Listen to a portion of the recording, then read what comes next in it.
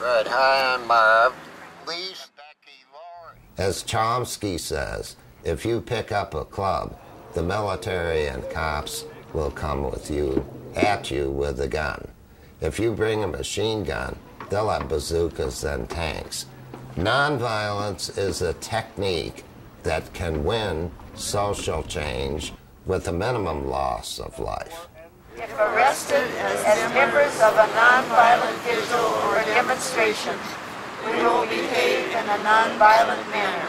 We will walk and talk, love of opponent, love of neighbor.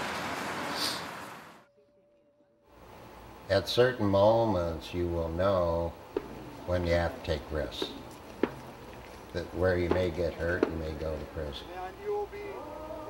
Everybody does that. Every group, no matter what, every movement, no matter what it is, begins usually small. And at certain moments in history will develop to the point where there's mass movement, and it's mass movement that changes social policy, and I believe we have to have our eyes on that. Well, I think he's admired by people. They don't necessarily agree with him, but I think anybody that knows Marv admires his tenacity. A motivator. You know, I said he could convince a cat not to chase a mouse. He has many connections and can draw a lot of people in, and the media, they one time described him as, as Minnesota's best loved activist. And we'll line up, hold hands, walk all the way down to the end of their building, cross, and leave people off at every door, just sitting in front of doors. Hope will live us, winning the way. All right. This is their first arrest. You're trespassing on private property. If you don't leave immediately, you will be arrested. You know, our 22-year effort at Honeywell contributed to Honeywell deciding to reduce their dependence on weapons systems. The fact that you have to go that long tells you that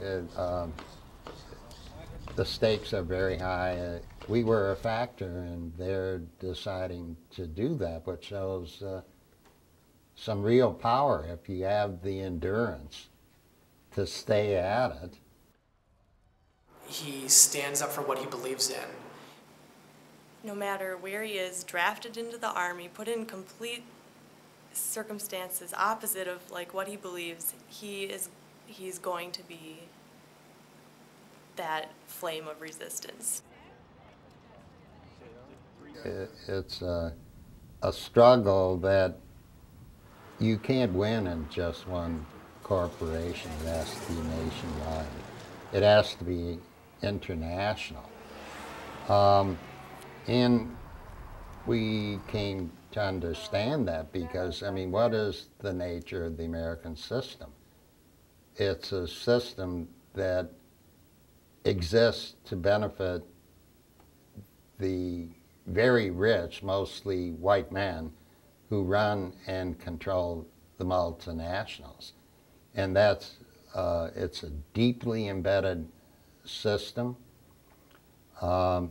protected by military and police, and the academy, or much of it, and the media, which is very, very big business, and the myth that somehow this kind of a system benefits everybody.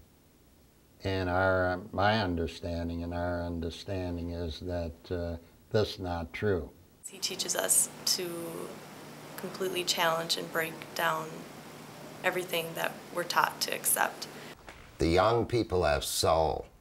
They're bright and articulate. They're slightly absurd like we were.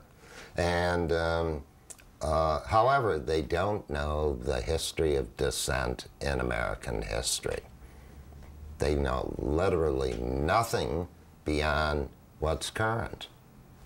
They learn quickly, and they're our future leaders. Also sponsored. The oral histories that Marv provides us are just so enriched in detail, because you know you're talking and listening to a human being who's actually lived many of these experiences.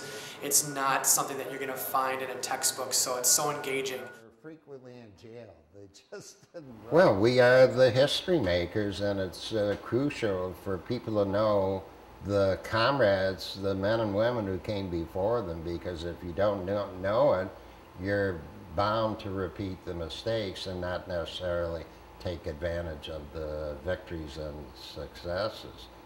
Like I told him one time, I said, I think you're like the bulldog on the trousers of society. We've been successful in our social change efforts from time to time, and made the world safer for the children. And we've helped end war, killing, slaughter. And from time to time, it's really been a blast. It's been fun. The struggle for nonviolence and for justice has been the pearl that he's given his whole life to. The demands of the movement are so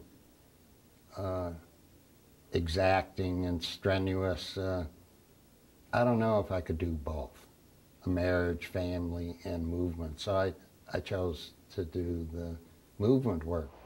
What I've gotten out of this lifestyle is far beyond any sacrifice that I might have made, and then when I look at it seriously, I'm richer than most people on earth. A student might say, if I can change one person in my life, I've really done something. And I don't want to offend them, but one person in a lifetime? How inefficient can you be? You want to change masses of people, and you really want to make a difference. And I feel I've done that with my friends and comrades.